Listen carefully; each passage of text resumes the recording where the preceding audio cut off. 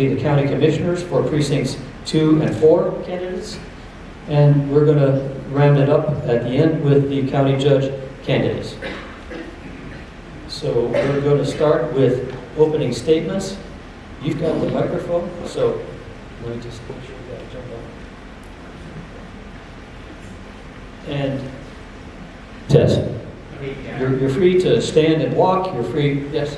Mind if I make a very short announcement very quickly? Our AV guy needs to make an announcement quickly. We are streaming live on Facebook on our public-facing Facebook profile. So if you know anybody who couldn't make it, find our profile on Facebook, send it to them. I also shared it in the KBAD group. So if you have a campaign, feel free to share it there as well. And we're also recording the proceedings tonight, correct? Yes. So these will be available in the future for your use as a candidate. So we're going to start with 2-minute opening statements. You're free to stand or sit, however you want to do it, and then pass the microphone when you see. We're going to be timing, and Cherie here has a loud noisemaker, and she's also got a yellow signal for 30 seconds remaining, and when it hits red, your time is up. You can finish your thought, but you can't start a new paragraph. Okay? He's a loud noisemaker? If the shoe fits, you know. So we're going to start with Cynthia Melanzi, and go ahead and make your opening statement, please. Good evening, everyone, and thank you for coming out tonight to hear what we have to say and hopefully to earn your vote. My name is Cynthia Melanzi. I'm running to be your next Hays County Clerk.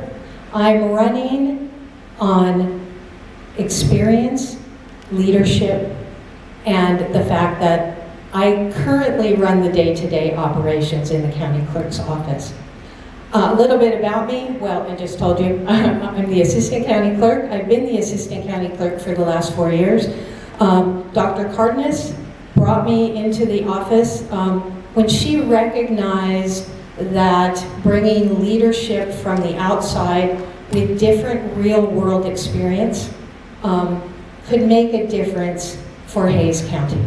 And my background is I spent 30 years in the U.S. Army. I started off a private, and I went to officer candidate school, became an Army officer, and I finished my career 30 years later as a full-bird colonel, as the Director of Support Operations for Texas Military Forces. And what that entailed was running emergency operations for the state of Texas. I was responsible for people, equipment, and money. And over my career, I've managed multi-million-dollar budgets. I've been the HR director. I've run operations in Iraq. And I love running the current operations in the county clerk's office. So I'd like to continue the good work that we're doing. You'll hear more about it when we start to answer our questions, and I will yield the floor.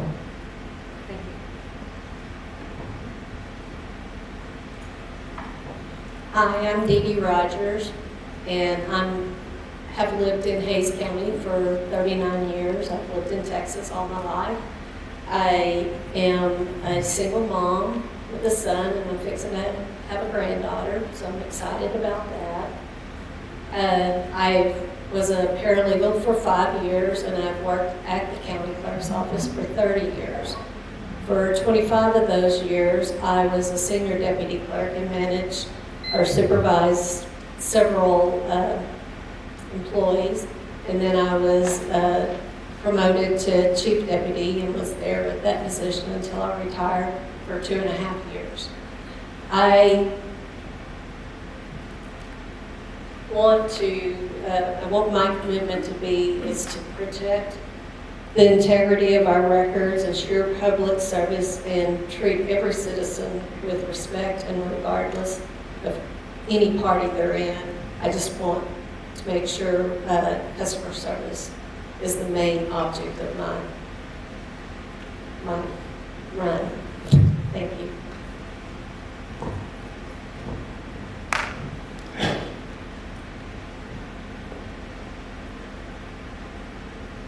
Just needs to reset the timer. I see it. She's texting her mom. Good evening, everybody. My name is Nicholas Nico Costia, and I'm running to be your next Hays County Clerk. A little bit about myself. I was born and raised in Hays County. Graduated from Texas State in 2012 with a degree in criminal justice and a minor in sociology. I have been employed at the Hays County District Attorney's Office since 2014. The last 9 of those years, I've served as the misdemeanor legal assistant supervisor, managing a team of legal assistants there within the office.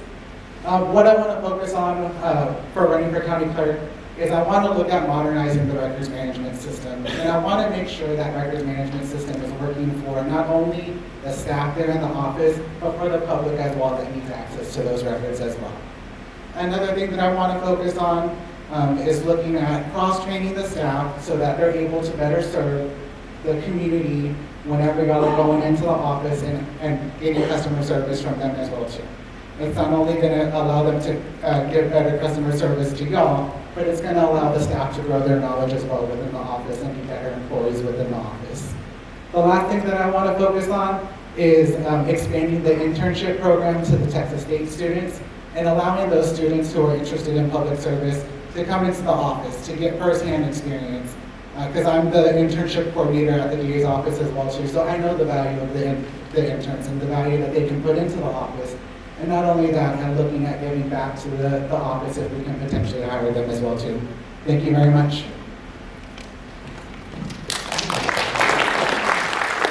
Thank you. Now we're going to start with the questions that we prepared. And just to mix it up, we'll start in the middle and go to the outside. So we'll start with you. Let me just read, I'll just read the question. So this is about office management. What leadership experience do you have? And how will that inform your decisions in staffing, office policies, and staff management in the clerk's office? Well, I was a supervisor in the clerk's office for 25 years. So I managed up to 15 staff members. What was the rest of the question? I'm sorry. What leadership experience do you have, and how will that inform your decisions on staffing, office policies, and staff management in the county clerk's office? So I like I said, I was manager or supervisor for at least 25 years, and the last was 2.5 years was a chief deputy clerk, in which I supervised several people, and we did purchasing,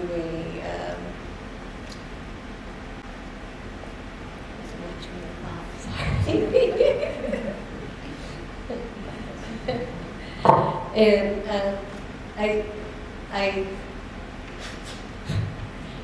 I'm going to quit. Okay, if you have finished, we'll start with the next. And we'll pass it on down to Nico. So Nico, same question. What leadership experience do you have, and how will that inform your decisions on staffing, office policies, and staff management in the county clerk's office?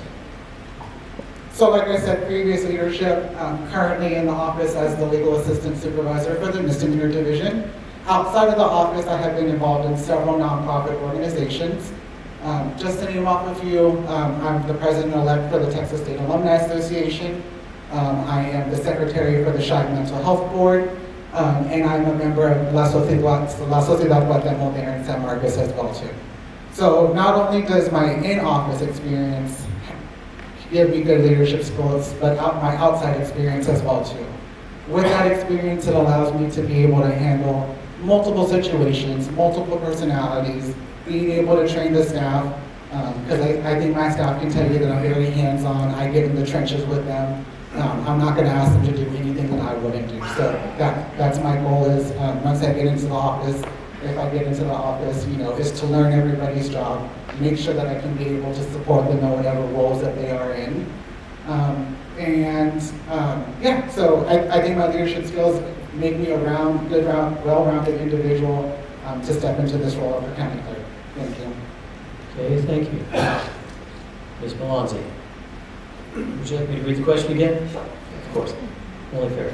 What leadership experience do you have, and how will that inform your decisions on staffing, office policies, and staff management in the county clerk's office? Well, as I stated in my opening statements, I joined the best leadership academy in the world in 1985 when I raised my hand and joined the U.S. Army. I spent 30 years in leadership training and actual real-world experience leading troops, not only in peacetime, but in combat. I had 4 commands. I was a logistics officer, and so generally those units are larger than most units that you would command. So my first command, I think I commanded about 350 personnel. As I rose up the chain, I had various staff positions. I was the director of human resources. I led operations in combat in Iraq, and I did purchasing and contracting as the state supply management officer for the Washington military forces.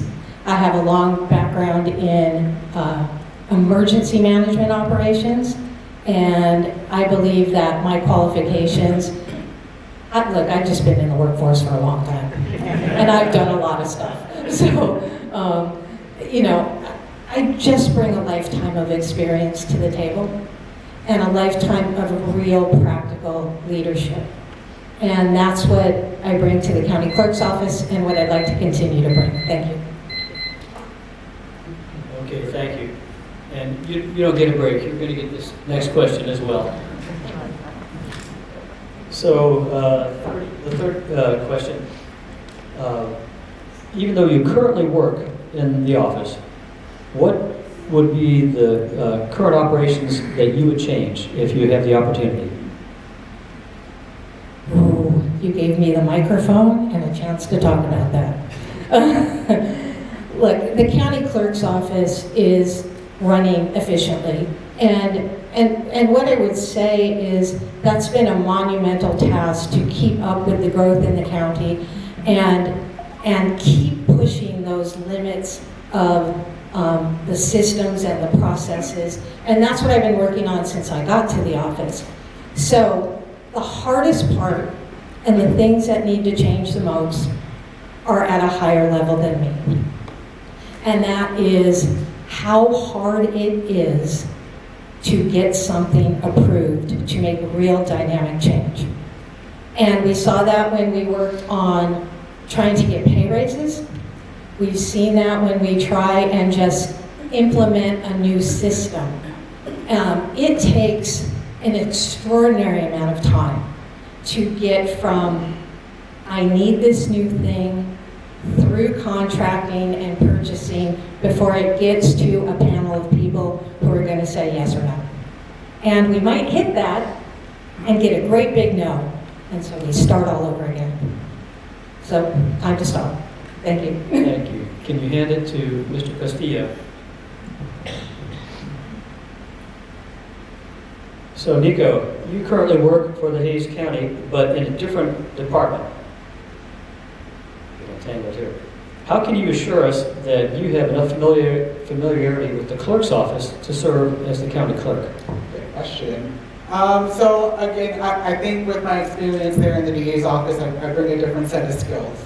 I think the county and the precinct chairs trusted Amanda Calvert to step into the role of district clerk, and she came from my office. She was my mentor there. We served side by side in leadership positions there in the office. So, I think I bring the same amount of skills, the knowledge to that office. There's a lot more to just managing the office. There's the day-to-day, there's training, there's running our CEDARS reports, and I think anybody in that office can tell you that I know that office inside and out because I put myself in those situations to learn the ins and the outs of that office. Like I said, I do bring a different set of skills, and I think that set of skills really puts me in a different category against my opponents. Another thing about me is we recently transitioned over to a new records management system in the office, and our district attorney, Kelly Higgins, our second in command, Greg Cox, trusted me enough to be the project manager for that position. So while I was managing that project as well, I was also managing my own duties as well as my supervisor duties there within the office. So again, I think that my skills outside of the office have brought a different set of skill sets that I could bring into the clerk's office. Thank you. Okay, thank you. And Ms. Rogers, here's the question for you. You stated in your candidate questionnaire, I have supported several Democratic candidates throughout the years. But your personal voting history shows that between 2012 and 2020, you voted in Republican primaries 5 times. In 2022 and 2024, you voted in the Democratic primary. What evidence can you offer that you have made the switch to be a Democrat? Well, I have several of the values of what the Democratic Party has. I tend to vote for the person and not the party, and that is how I've voted throughout the years. And I know right now there's a lot of Democratic Party members out there that are excellent people. And I'm trying to follow all the Democratic values, and I believe I have them down. I mean, that's my life is integrity and honesty and fairness, and I